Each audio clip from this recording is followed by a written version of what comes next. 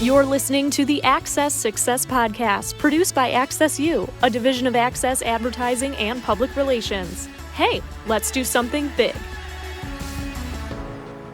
I'm your host, Rachel Schneider. Welcome to the Access Success Podcast, where we highlight important topics focused on education in every form it takes. If you're watching or listening to this week, we're actually recording this episode on the Monday following the Super Bowl. And as you can tell from the title, we are touching on our favorite commercials and some of the advertising techniques used. And we have a very special guest to do that today here in studio. We're bringing in AccessU's award-winning art director, the one and only artist, writer, composer, editor, conceptual thinker, and energetic collaborator extraordinaire, Chris Henson, or just Henson, as we call him. Yeah.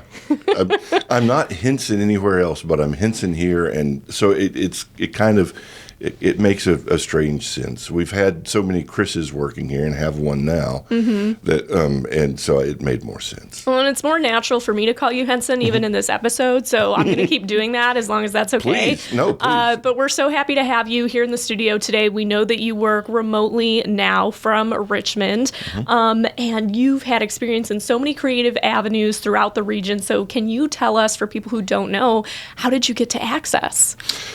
I had a really sort of sideways step into advertising in general. I went to Virginia Tech and didn't like what I majored in, which was broadcast management. There wasn't much you could do with that except manage a broadcast place. So I did what anybody else would do and wound up in retail. Worked at a really nice bookstore here for many years, then the really nice local movie theater for several years, and then started writing for the paper because I was a writer, and I went back to school, went to Virginia Western, studied creative writing, and had studied journalism and things like that in college too. So started writing an occasional column for the paper and found that I really liked being a writer. I wasn't great at it, but it was pretty good. And with editors, that always helps. And then one day was just kind of looking at my life and trying to figure out what to do. I'd just gotten married. My wife is awesome. She knows everything. And so she said, well, what do you want to do? And I think there was a TV on or something, an ad playing. And I said, I don't know, I'll do that. The ad. And she goes, okay, so let's get you talking to some people. So I've actually shopped around saying, I'm a writer. I want to learn more about writing ads and things like that. Talked to the folks at the O'Connor Group, at the Packet Group, wound up working with Katie Wallace at Katie Wallace Design as her copywriter, and my pay was that I would get training in design, which I was interested in and had sort of I wouldn't say a knack, but a propensity for.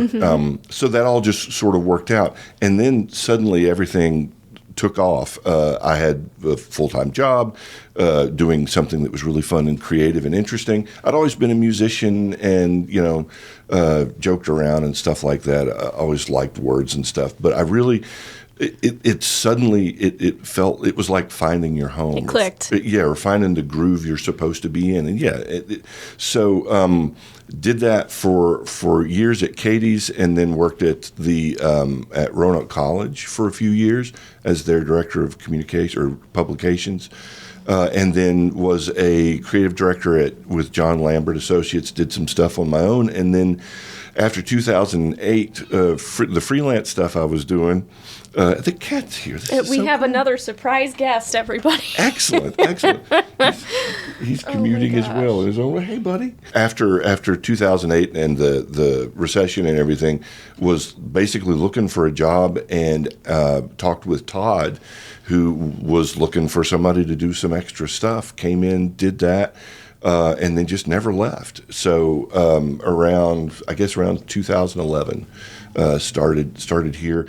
I had known Access for many, many years. It's been through a lot of changes. I was in advertising when they started. They were the upstarts. They were those crazy young kids, and I was sort of crazy and sort of young then too. So but had sort of and so known them and all that sort of stuff. But it never occurred to me that I could. I don't know. It just seemed like the impossible dream, and then when it happened, it's still the impossible dream, but I'm living it, so that's cool. The people are great. The work is fun.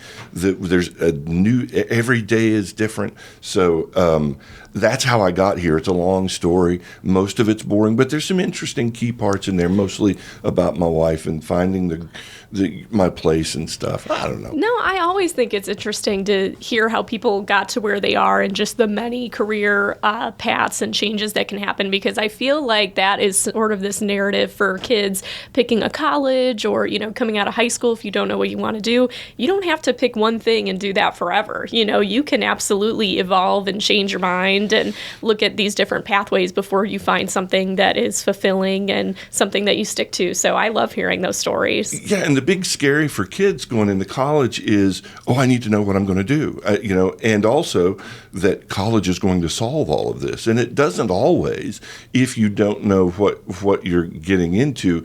But I'm living proof that it doesn't have to, because a lot of what college is preparing you to be able to learn how to do what it is you're going to do. Mm-hmm. So it's not always like in engineering, I'm learning to be an engineer. For me, it was I'm learning how to work with people and how to do a bunch of different things. When I was at the movie theater, I was able to fix projectors just because I knew how to teach myself to do that, because I'd been through the broadcasting program. It's weird, yeah, but it's so valuable.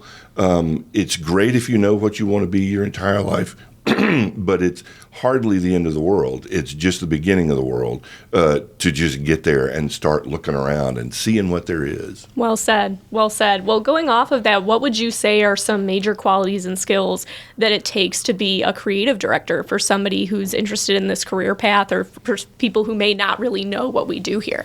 Well, that's interesting, because for me, a creative director is sort of like sort of a catch-all. Some creative directors are brilliant writers. Some creative directors are brilliant designers, and some of them are brilliant strategists. Mm-hmm. But they all seem to have one or two things in common, and that is an ability to think about words and pictures at this and making them work together. I've always felt that the creative process is essentially taking two things that don't ordinarily belong together and figuring out how they work. So if you're looking at, if it's October and you want to have an Oktoberfest, but you want it to be around rock, you come up with Rocktoberfest, for instance. It's a simple thing, but I'm a big fan of the portmanteau, where you put two words together like a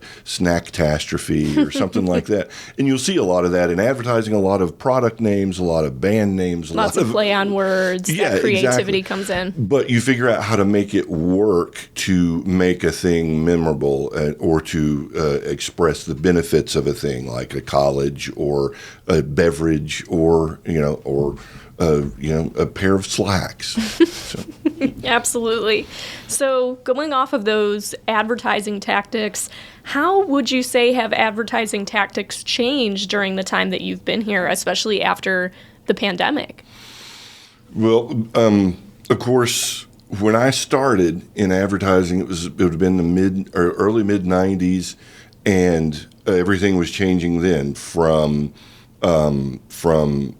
paste up, where you would cut pictures out and wax the back of them and lay them on a piece of paper, and then take a picture of that, and that would be your layout. You would do these rub-on letters called letraset, and you would have typesetters who would handle all that stuff in different rooms and everything.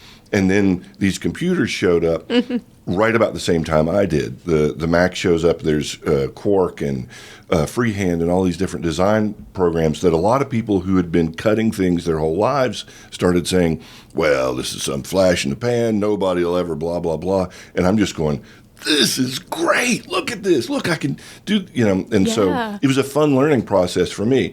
So that was a change right then and there. Then the internet came along, and everybody's like, either there were just two camps. Well, it's like the CB radio. People like it for a while, and then it'll go away. And then there are also people who are like, have you tried buying a book on Amazon yet? And so that's completely now not taken over. Well, yeah, taken over. I would say it has, yeah. But I rarely design for print anymore. I rarely design for billboards. I rarely edit commercials for TV. Everything is sort of pointed at the internet. And we're just scratching the surface of that thing. It's like, I like to say, it's like where the Gutenberg printing press was when the first page of the first Bible was coming off of it. That's about where we are now. And the Gutenberg printing press changed the world. The radio changed the world. Television, movies, all these things always change the world of how you get information out there and how you bring the information you want people to get to them, and consequently advertising, same thing. So those changes can be really tricky, and I'm definitely one of those guys that, at this point where we're talking about, do we do Instagram or TikTok, or which one's best, or how do we get the most eyeballs on these things?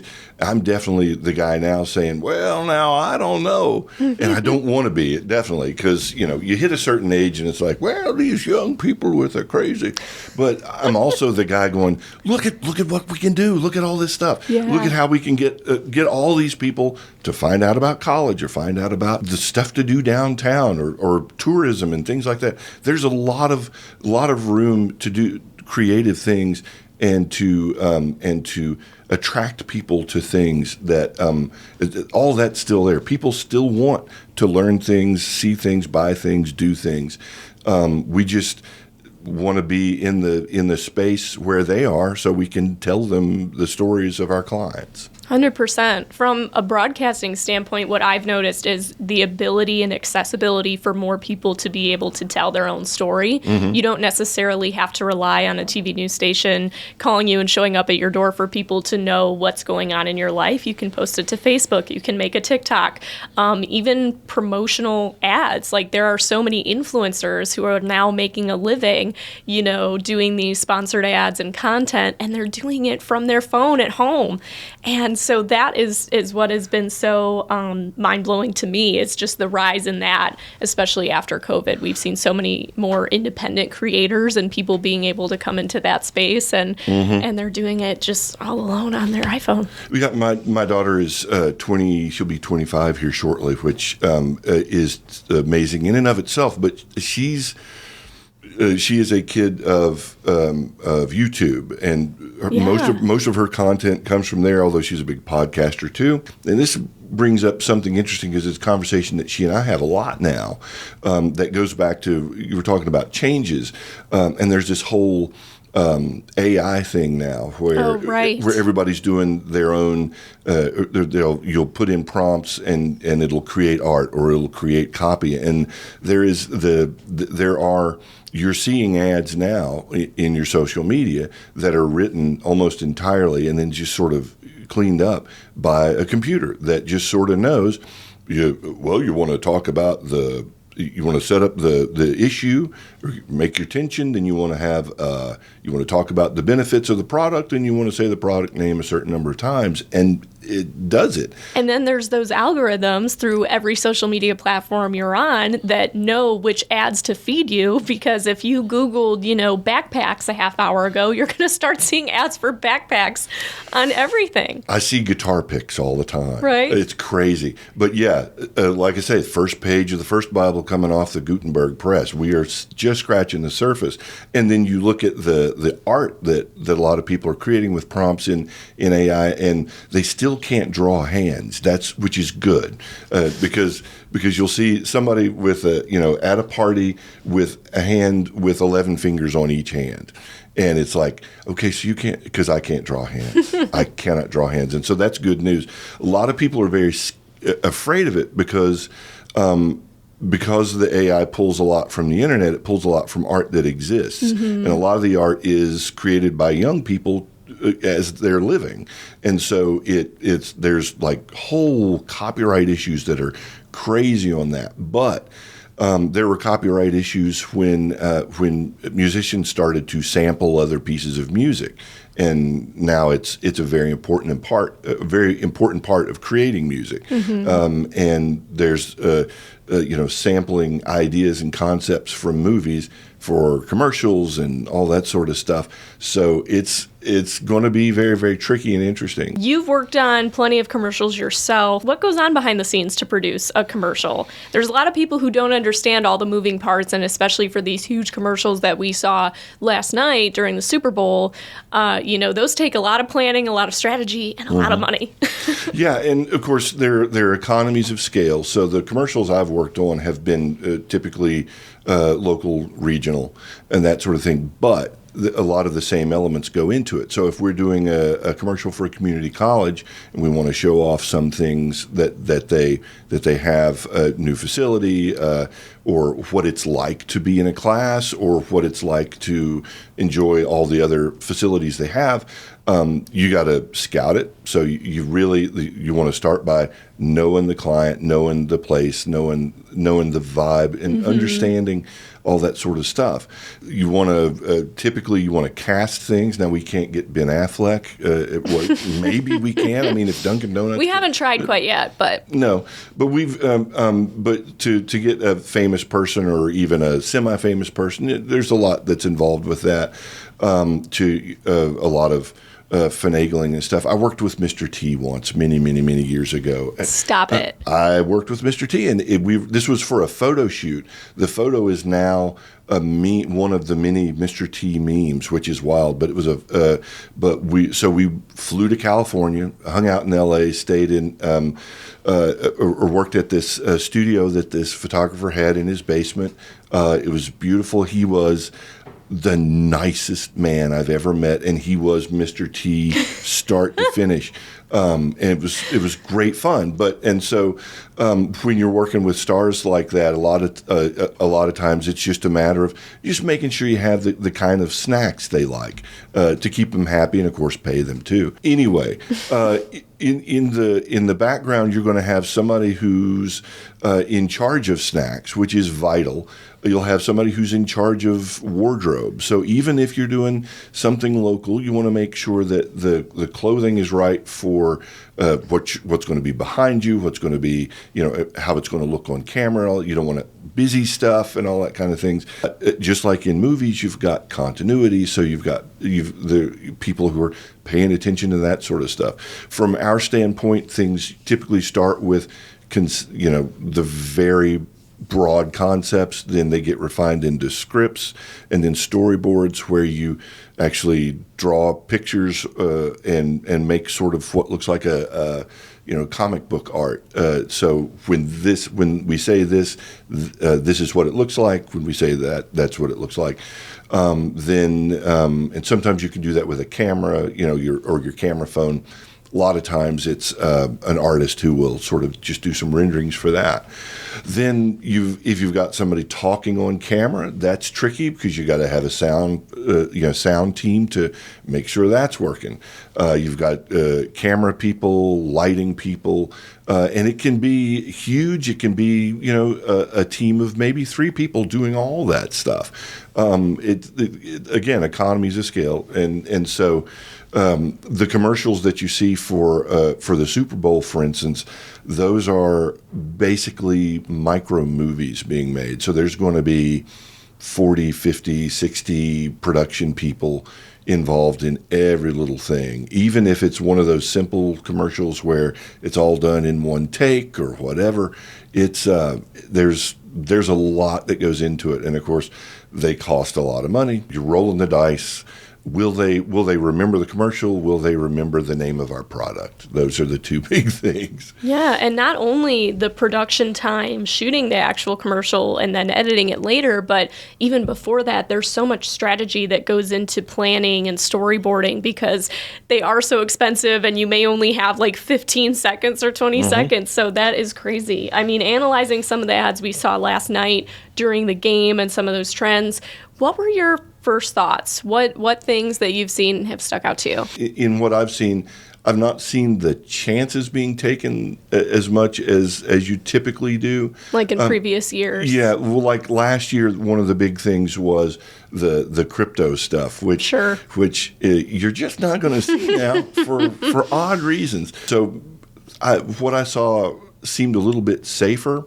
A lot of famous people popping up. A lot of things that feel familiar. There's the Caddyshack takeoff, which was essentially the entire movie, and if you look at the long form, 2.5 minutes, but with a lot of really fun cameos and Clueless, that other nostalgia factor, seeing Cher in the classroom again, and then. Also, you got your Stallone, your Mountain Stallone thing, and but then you've got the twist too. Ben Affleck has been such a meme lately with the standing outside just. I think he's on a smoke break and he just looks so exhausted. Well, and then he was at I think it was the Grammys with Jennifer Lopez, who he's now married to, and he looked so disinterested the entire time. There were all these memes of going when you're forced to go to a function with your wife or like things like that. He just looked so upset to be there, and then. Maybe he has a resting disinterested face or something. I hope, because he's got an RBF going on. You think? Maybe so. Who knows?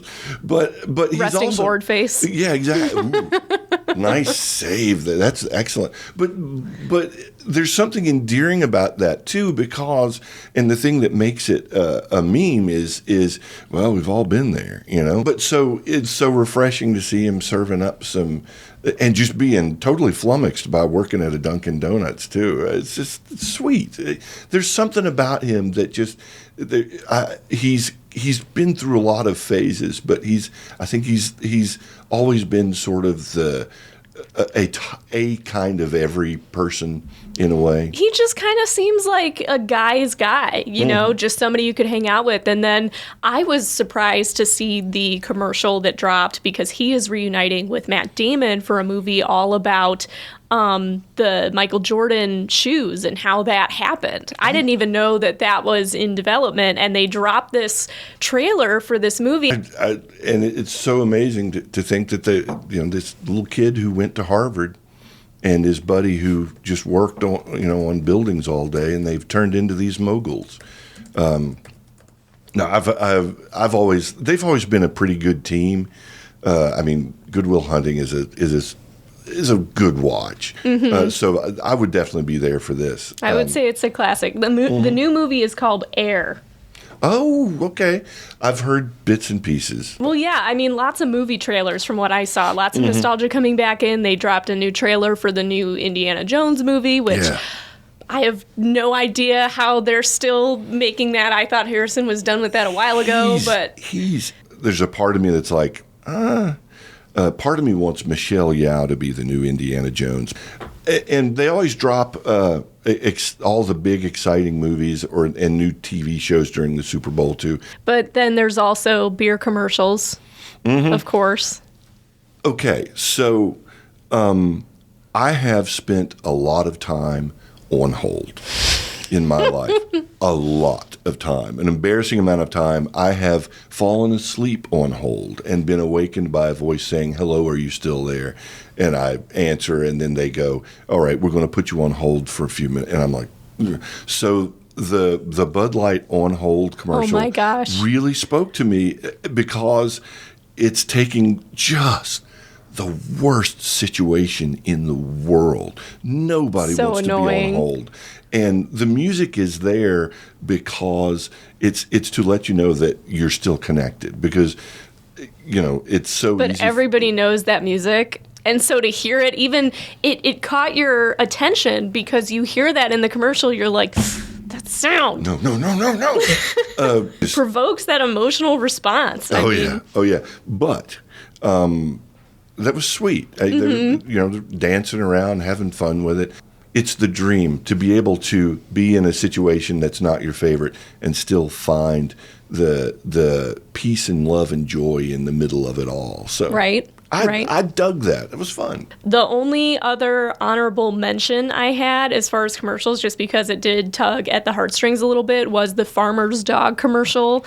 And I think one of the last lines in there was, or maybe it was text on the screen. I don't quite remember. But it was, getting the longest life possible or a couple extra years with the one that you love most. And it's, of course, talking about your pet, man's best friend, your dog. And it was that commercial saying, oh, well, you want to feed them the best food. So, and it showed this little girl growing up with her dog, and then she became a mother herself, and, the dog's lying in bed with them, which was adorable. But it also, I think it went along with that trend of just provoking that emotional response from people. It's something everybody can relate to.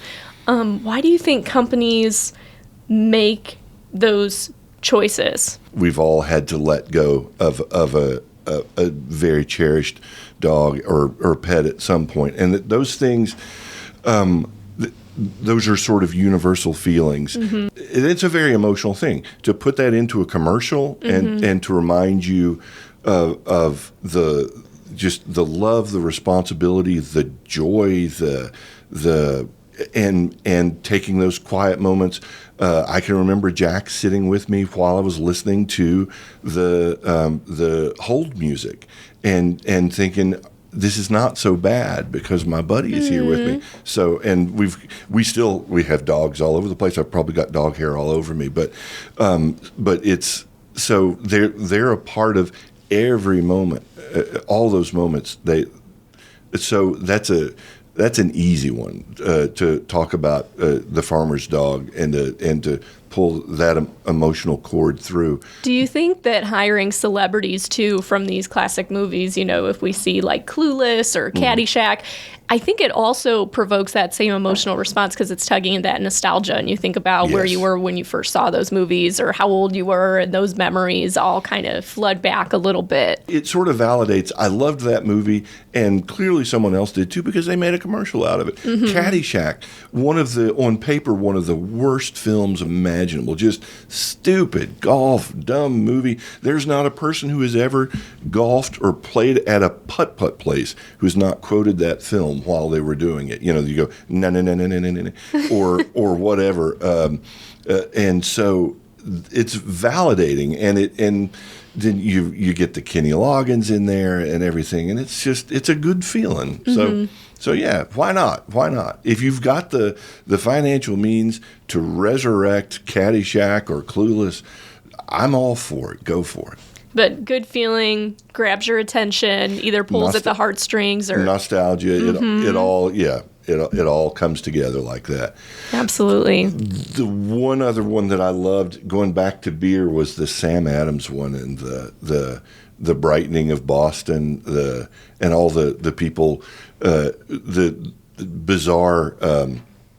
Everybody being nice to each other, hugging the people from New York and everything. Oh, wow. I didn't see that one. Oh, it was very, very, very clever and fun, and another beer. Sam Adams is, it's the America's first brewer, so there you go. Well, Henson, it's been great having you here on the show. Since this is the Access Success Podcast, could you share a recent success story for you personally or professionally? Sure. So my wife got her dream job offer in Richmond at the middle of last year. Yes, and that's why you left us. And that's why I left. It was to follow her. I've had my dream job sitting in this office for 12 years, and I could not deny that for her. And so she's working there now. We've moved there, and she is loving it. Good. And thankfully, and this is one of the good things that came out of COVID, because of that, I can work at home effectively, stay in close communication with everybody. People know where I am, what I'm doing, and help me make sure that I'm getting everything done, which is really, really swell. So just the move itself, without too much of a hiccup in terms of the work I'm doing, has been a success thing. But I'm also a musician, and play out from time to time and stuff. And so in Richmond, one of the first things I wanted to do is try to find the musical community that I could participate in. Yeah, of course. So I'm a jazz guitarist, and we found a jazz brunch at a place called the Savory Grain. Every Sunday, this guy Roger, amazing sax player, plays with one other person, and he'll have a different accompanist each week. So we went to brunch. It was a great brunch. Talked to Roger, and he goes, "Oh, so what are you playing?" I'm like, "I'm a guitarist," and he goes, "Oh, okay." Got a call from him a few weeks later, and he says, I've got an open slot. You want to play?" So I played with him. It was a blast. Hey, yeah. So I'm slowly working. So for me, that seal is broken now. That mystery that veil has been pierced. I know some musicians in Richmond. There's just like there is here. There's a very creative community, and so I feel like that's a salve, a balm, if you will, for those days that might make me weary. Although I haven't had a weary day yet. There's always something to do, lots of fun work to do, and fun not work to do. So I'd call that a success. Well, that totally is. We're so happy you were able to find that musical community there and really, make new friends where you are. I think that's awesome, because it is. I mean, it's hard as an adult to make new friends when you're moving places. So to find a community that's also interested in what you're doing and to be able to